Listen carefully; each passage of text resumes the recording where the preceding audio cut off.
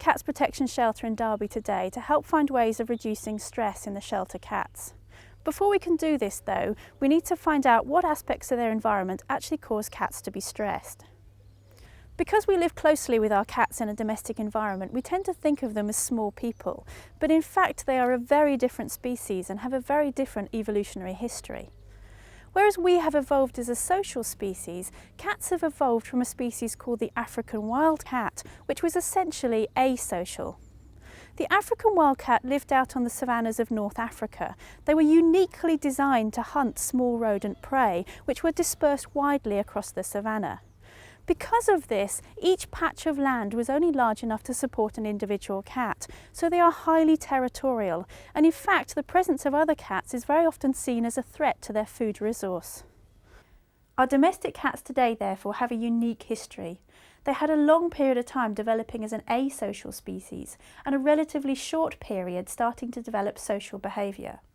What that means is that they're not very good at showing social behaviour as a dog or a human would be. When we go out and look at farm or feral colonies, we can see that they do live in large social groups. They usually have related individuals, and the size of the group is generally only large enough for the amount of food that is available. We see lots of friendly behaviours, lots of rubbing, and the females cooperatively rear their young together, and there's relatively little aggression. However, these cats can go out in any direction to get food or water or go to the toilet, and this is a very different situation from where we artificially put them into multi-cat households. So, knowing what we know about the behaviour of cats, we can see that moving into a shelter is likely to be a very stressful time for them. To start with, they are taken away from their familiar territory area, where they're surrounded by their own familiar scent, and arrive somewhere that smells very alien, of disinfectant, and where there are smells of other cats. Their routine changes, and they have contact with unfamiliar people, and they're also left for long periods of time without being able to display their normal patterns of behaviour. So although it's obviously necessary for cats to come into our care, we can understand that from the cat's point of view, they may not see it that way themselves. The normal response of a cat to a situation that it finds threatening or stressful is to run away, hide, perhaps underneath a bed, or to try and climb up high. In this way, it's able to feel more secure until it starts to adapt to its new environment. In a shelter, cats can't easily display these behaviours, but what we do often see is cats that withdraw to the back of the pen, sink into the litter box or climb underneath their bedding, or even hide behind other pen furniture, as they attempt to show their normal hiding behaviour. In addition, stressed cats will generally not show normal maintenance behaviours, such as eating, grooming or using the litter box. Often they won't sleep either, but will sit with their eyes partly open to keep a watch out for any dangers that might occur.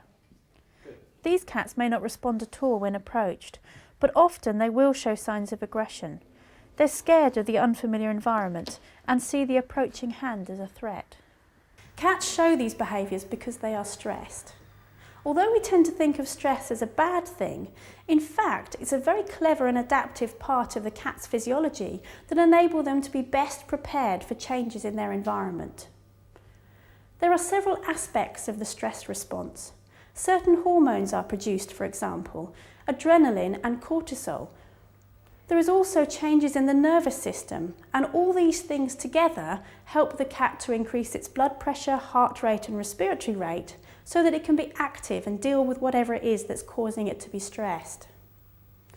Once the cat gets away from the thing that's stressing it, all of these things turn down and the cat goes back to its normal state. This change is related to the feeling of relief, and the cat feels happy and relaxed again. The signs of stress that we see in cats as they first enter the accommodation are a loss of maintenance behaviours such as eating, sleeping, grooming, drinking or toileting. They will often have a withdrawn demeanour. They will often hide or be at the back of the pen. We see a tense body posture with their paws down and their tail tucked in. Cats will usually be vigilant and watchful, and their pen may appear either completely untouched or completely trashed. Okay, come on, it's going to be all right, you're going to be fine. He's just come in, he's a little bit stressed. Is there anything that we can do to help him? Yeah, there's certainly a lot we can do to help him. If you think about it, where he's come from in his house, he's used to a very particular routine. Things happen at a certain time of day. He knows when he gets fed and when people come home. And he's come out of that environment and come here where he can't predict what's happening in his environment and he can't control it at all. So one of the first things we need to do is make things quite predictable and routine for him. It will help if the same person is dealing with a cat when they first come in so they can get used to them, and it will also help if things happen at the same time of day each day for the first few days so they can get used to the environment and how everything works within the shelter. We can also help a cat cope with the stress of moving into the shelter by enabling it to show normal coping responses like hiding, for example by giving it an igloo like this. Another thing I recommend is providing the cat with 2 vet beds. In this way, when you take one out for cleaning each day, the second one remains and contains the scent of the cat, making it feel more relaxed. So who's this? This is Misty. She's about 3 years old. She has got a bit of a problem. Has she? What's she do? She overgrooms herself. Does she? Whereabouts? Normally on her front paw. Oh, I can see just here. And there's a little patch on her neck as well, isn't there? And down on her tummy as well, where she's been grooming. This is actually a sign of stress in cats. They do it, but not generally as a sign of acute stress. It tends to occur in cats after they've been stressed for a little while. And we talked earlier about the ways of dealing with acute stress in cats and providing with somewhere to hide so that they can cope with being stressed in this kind of environment. If they can't show those kinds of behaviours and the stress stays high for a period of time, they tend to develop these other behaviours like over-grooming, which is their way of dealing with the stress situation and getting their stress response inside to go down. It's a little bit like, in a way, like humans biting their nails. It's an abnormal behaviour that develops as a way of coping with something that changes in your environment. Are there any other signs of stress that develop in cats over a long period of time? Yeah, there is quite a problem actually, because if cats don't develop a coping mechanism like she has, sometimes the stress levels stay very high in the body, and in those cases the cats can actually end up quite ill. They can develop disease or get things like cystitis and that kind of thing, so that can be really serious. He is quite aggressive, isn't he? He is, yes. Yeah, but he's really friendly and he'll come up and be stroked with you. What's he like normally in the pen? Well, to look at him, he is a really friendly cat. It's when someone opens the pen door or goes in, then he takes a swipe at them. Really, and he's so gorgeous looking as well. I bet people do go in. Everyone wants him until he swipes. Right, okay. Well, what he's doing is essentially a sign of frustration. Now, frustration can be a real problem in our shelters. What we've talked about so far really is acute stress, of how cats respond when they first come into the shelter, before they can predict what's going to happen in the environment and before they really settle down and know what's going on. Once they do settle down, however, they know what's going on and they know who's going to come when and when the food's going to come, they can start getting frustrated because they can't show their normal patterns of behaviours that they would do in a house or in an outside environment.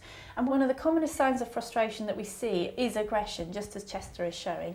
But I'm sure you see lots of other signs of frustration in the cats that have been here for a while as well. Yes, we do. A lot of them climb up the bars and stay there, hang from the bars. Others pace around the pens like caged lions. Well, you can see that those are all signs of cats that have settled down and are now starting to feel frustration because they can't do their normal cat stuff. But there's lots of things that we can do to try and decrease their frustration, make them feel a little bit happier. I can see you've got a load of toys there. Let's see if Chester's playful and see if we can get him directing some of that behaviour onto something appropriate, shall we? We need to give frustrated cats lots of things to do. Toys are great, but ideally they should be novel for the cat or changed a lot, and it's best if they're moving toys. Cats also like puzzle feeders, things that they can move around and their food comes out of, and lots of cats respond well to catnip. It sometimes helps to give cats lots of extra attention and also to give them an irregular routine so they can't predict what's happening next.